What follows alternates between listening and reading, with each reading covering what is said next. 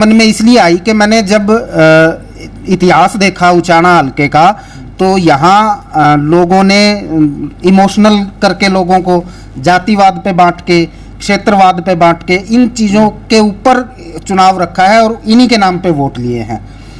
और हम लगभग पिछले 17-18 साल से सामाजिक काम कर रहे हैं। हमने जींद में भी इसी तरह का अभियान चला के, वहाँ जाम की समस्या थी, वहाँ हमने पटियाला चौक फाटक पे पुल बनवाया था। उस समय जींद के चारों तरफ बाईपास बनवाया था। 2012 में इसी तरह से हमने 42,000 मांग पत्र भरवा के विधानसभा में भेजे थे। अप्रैल 2012 में हमने वहाँ जमा कराए थे और मई में 1700 करोड़ रुपए उन सारी चीज़ों के लिए मिल गए थे। जींद बस स्टैंड के पास से एक सूखा नाला था, उस पर रोड बनवाया हमने। जींद के चारों तरफ बाईपास, 2 जगह अंडरपास, 2 जगह ओवरब्रिज। तो अगर आपकी लड़ाई का तरीका सही हो तो जीता जा सकता है। इसी तरीके से हम आरटीआई के बेस पे लोगों की समस्याएं हल करवाते रहे हैं। हम जो गरीब को शिक्षा का अधिकार है उसके लिए भी हम हिसार में, जींद में, दूसरे क्षेत्रों में लड़ते रहे हैं। काफ़ी दाखिले करवाए हैं, सैकड़ों की संख्या में। तो इसी तरह से हम काम करते रहे हैं। लेकिन जब लोकसभा चुनाव के दौरान, मैं पत्रकार भी हूँ, तो लोकसभा चुनावों के दौरान जब हम यहाँ सर्वे के लिए आए सभी साथी, तो यहाँ की हालत देख के उन्होंने मेरा मजाक उड़ाया कि तेरे खुद के हल्के की हालत ऐसी है और तुम बाहर सामाजिक कार्यकर्ता कहता है अपने आप को। तो पूरी टीम ने फैसला किया कि इस बार विधानसभा चुनाव में उचाना हल्के में काम किया जाएगा। और अब भी मैं देख रहा हूँ कि बहुत से जो पुराने हैं उनका रिपोर्ट कार्ड तो आ चुका है हमारे पास, और जो नए साथी हैं वो भी मुद्दों पे बात नहीं कर रहे हैं।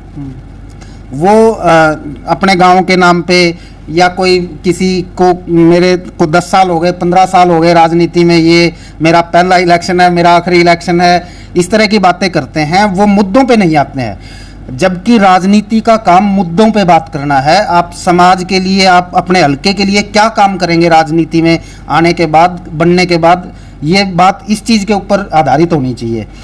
अब जो ये कहता है कि मैं 15 साल से राजनीति में हूँ, तो मैं गारंटी देता हूँ वो एक काम नहीं गिनवा सकते कि इस काम के द्वारा मैंने एक गरीब आदमी का भला किया, या ये काम करके मैंने इतने लोगों को राहत पहुँचाई है।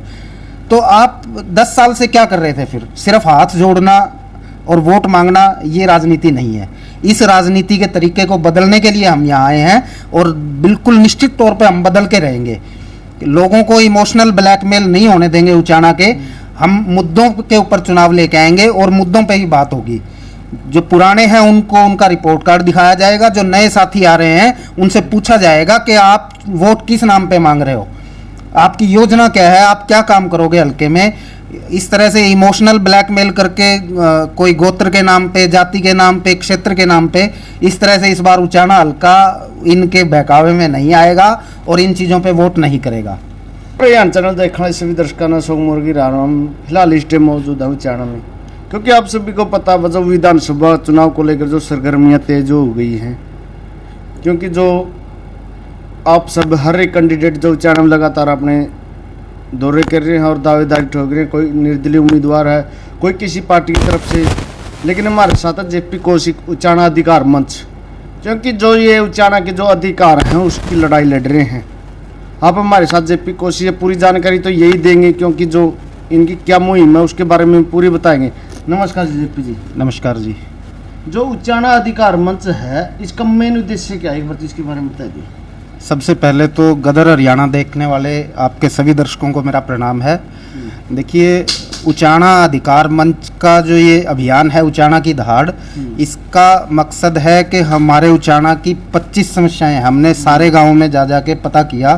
फिर उनमें से हमने 25 ऐसी सामूहिक समस्याएं इकट्ठी की जो जेपी जी आपके कैसे मन में आया बा उचाना अधिकार मंच, उचाना की दहाड़, ये नाम टेकना, और भी बहुत सारे नाम। देखिए, मैं इसी धरती पे जन्मा हूँ, गोगड़िया मेरा गाँव है, और मुझे पता है कि मेरे इलाके का हर आदमी शेर है। इन्होंने बहुत बड़े बड़े नेताओं की, बड़े बड़े लोगों की रड़क निकाली है, सरिये निकाले हैं, ये अंदर से शेर हैं। लेकिन सिर्फ इस जागरूकता की ज़रूरत है कि इस बार जो हमें शेर बन के दहाड़ना है वो अपनी मांगों के लिए दहाड़ना है, ना कि किसी दूसरों को बनाने के लिए। बने कोई भी, लेकिन उसके पास हमारी शर्त हो कि वो बनते ही कुर्सी पे बैठ के हमारी ये चीज़ें पूरी करेगा। उससे हम पहले इस चीज़ का पक्का करवाएं, उससे एफिडेविट लें बाकायदा कि अगर आप ये हमारी चीज़ें पूरी नहीं करोगे तो आप 2 साल में इस्तीफा दोगे। अगर आप इसी प्रकार के आप राजनीति में आते चुनाव लड़ते हो तो अगर आप जीत जाते हो तो आप फिर क्या करते हो कि इन मांगों पूरा? बिल्कुल करूंगा। अगर कोई इस तरह की परिस्थिति बनी और मुझे आशीर्वाद मिला लोगों का, तो मैं बिल्कुल एफिडेविट दे के जाऊंगा विधानसभा में कि ये सारे काम अगर मैं पूरे ना कर पाऊं, इनके लिए आगे ना बढ़ पाऊं, तो आप बिल्कुल बीच स्थिति में आप मेरा कान पकड़ के विधानसभा चलना और मेरा इस्तीफा लेना। लेकिन जेपी जी, जो आपने ये सिग्नेचर करा रखे हो इनके फॉर्मों पे, ये कहाँ जाएंगे ये फॉर्म? ये सभी मांग पत्र हम विधानसभा में भेजेंगे, स्पीकर के नाम भेजेंगे। हम स्पीकर को ये भेजने के बाद वो स्पीकर की ड्यूटी हो जाती है, बाकायदा हम इनकी रिसीविंग लेंगे वहाँ, तो उसके बाद स्पीकर की ड्यूटी हो जाती है। जब भी विधानसभा सत्र बैठेगा तो वो विधानसभा में बताएंगे कि उचाना हल्के के इतने हजार लोगों ने ये 25 चीज़ें लिखित में मांगी हैं। तो उसके बाद जो भी संबंधित मंत्री है, चाहे अगर हमने स्कूल कॉलेज मांगे हैं तो शिक्षा मंत्री को बताना पड़ेगा, अगर हमने रोडवेज की बस मांगी है तो परिवहन मंत्री को बताना पड़ेगा, अगर हमने पानी की मांग की है तो जन स्वास्थ्य मंत्री को बताना पड़ेगा, हम खेतों का पानी मांगते हैं तो सिंचाई मंत्री को। इसी तरह से हर विभाग के मंत्री को जिन मांगों से संबंधित जो भी मंत्री है उसको जवाब देना पड़ेगा, और ये ऑन रिकॉर्ड होगा। उसमें कोई भी झूठा आश्वासन, झूठी बात नहीं चल सकती। ये सारी चीज़ें ऑन रिकॉर्ड होंगी, और इतनी संख्या में जब लिखित में कोई चीज़ चली जाती है तो कोई भी सरकार हो उसको झुकना पड़ता है। ये दहाड़ कब तक रहेगी जो आपकी है? ये दहाड़ हम सितंबर के पहले हफ्ते तक हम 65 गांव हमारे पूरे कर लेंगे। अभी हम 37 गांवों तक गए हैं और 37 गांवों में 45,000 से ज़्यादा हमारे मांग पत्र भर चुके हैं। तो हम सितंबर के पहले हफ्ते में ये अपना पूरा कर लेंगे अभियान। उसके बाद हम लोगों में यही जागरूकता लेके आएंगे कि अपना कीमती वोट सिर्फ मुद्दों पे दें और मुद्दों की ही बात करें। किसी भी आदमी के किसी भावनात्मक बहकावे में ना आए। हमारे जो बच्चों का भविष्य है वो किसी के रोने से, किसी के हाथ जोड़ने से, किसी के पहले आखिरी इलेक्शन होने से मजबूत नहीं होता है। हमारे बच्चों का भविष्य मजबूत होता है जब हमारे यहाँ विकास होता है, हमारे काम होते हैं, हमारी समस्याएं दूर होती हैं। सबसे ज़्यादा ज़रूरी है जो पूरी होनी चाहिए। हमने इस 25 समस्याओं का एक मांग पत्र बनाया है और गांव-गांव जाके उस मांग पत्र को भरवा रहे हैं। हम उसमें ये भरवा रहे हैं कि ये जो 25 चीज़ें हैं ये उचाना में हमें चाहिए।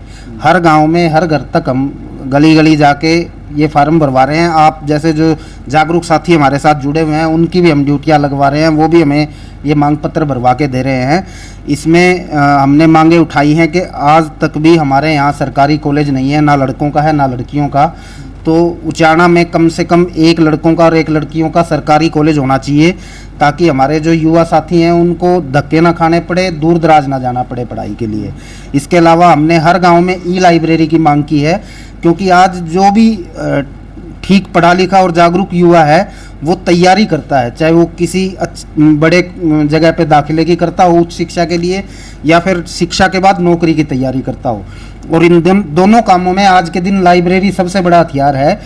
अभी जो हमारे हल्के के युवा हैं उनको आसपास के शहरों में या दूर दराज इलाकों में जाके पैसे दे के वहाँ तैयारी करनी पड़ती है। तो अगर हर गांव में ई लाइब्रेरी होगी तो युवाओं के लिए ये सबसे बड़ी सहूलियत है। इसी तरीके से हमने स्वास्थ्य सेवाओं में उचाना का जो बड़ा अस्पताल जिसको कहते हैं, लेकिन नाम का बड़ा है, सिर्फ वो नाम बड़े दर्शन छोटे, क्योंकि वहाँ डॉक्टरों की कमी है, वहाँ जांच के लिए उपकरणों की कमी है। हमने जो भी पीएचसी, सीएचसी या बड़ा अस्पताल है सब में डॉक्टरों की पूर्ति करने की मांग की है, और बड़े हॉस्पिटल में कम से कम ultrasound, CT scan, X-ray machine, जो बिल्कुल ज़रूरी जांच की चीज़ें हैं वो उसकी हमने मांग की है। इसके अलावा जो पानी की सबसे बड़ी समस्या है उचाना हल्के में, पानी की समस्या के लिए हमने एक डाकल हेड से माइनर निकालने की मांग की है और एक जींद वाली नहर से, और दोनों को मिलाने की मांग की है। उचाना में 65 में से 52 गाँव में पीने के पानी की समस्या है।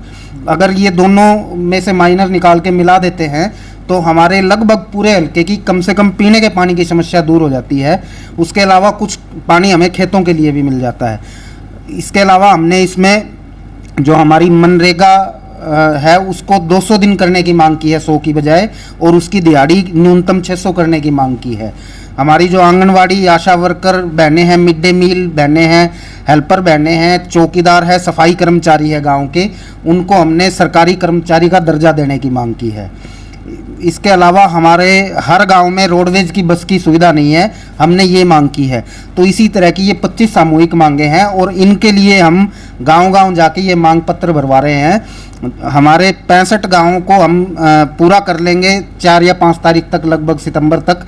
और उसके बाद नई सरकार जैसे ही बनेगी, हम ये विधानसभा में लिखित में जो हमारी मांगे होंगी, चाहे वो हमारे 60,000 फार्म भरो, 70 भरो, अभी तक हम 37 गाँव में गए हैं और 45,000 से अधिक हमारे पास फार्म आ चुके हैं।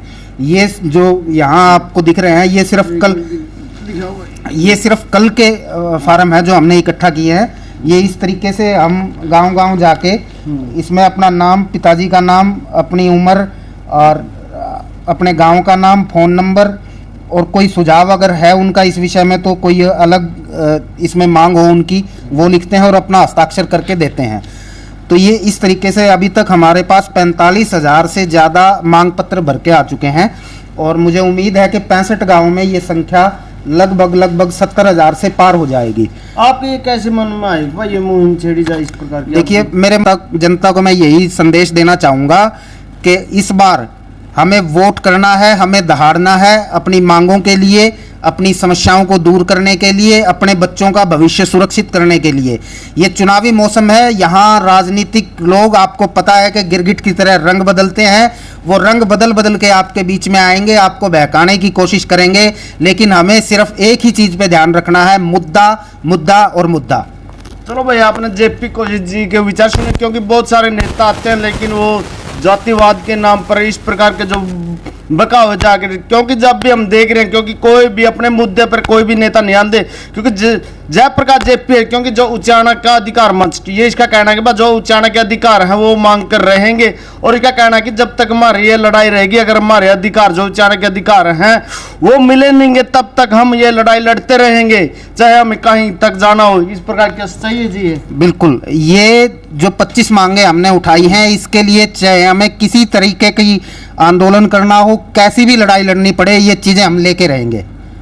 कौशिक ने कह दिया, जेपी कौशिक जी ने, भाई ये 25 की 25 मांगे जो हम लेकर रहेंगे और हम मुद्दों की लड़ाई लड़ेंगे।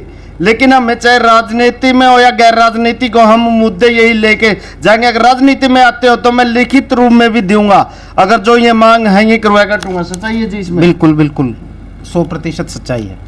चलो भाई, और आपकी भी क्या राय? क्योंकि मैं एक बात और कहना चाहूंगी कि जो नेता है उससे ये सवाल जवाब जरूर करें, अगर जो पिछले ने कितना विकास कराया, आप कितना विकास कराओगे, इस प्रकार के मुद्दे उठाने चाहिए। कि पी कौशिक जी ने मेरे को बताया है, वही इस प्रकार के जो मुद्दे हैं इन पर। और आपकी क्या राय? सभ्य कमेंट के जरिए अपनी प्रतिक्रिया जरूर दें और वीडियो को ज्यादा से ज्यादा शेयर करें। और मिलते हैं किसी नेक्स्ट वीडियो में, तब तक के लिए वंदे मातरम। जय हिंद, जय जवान, जय किसान।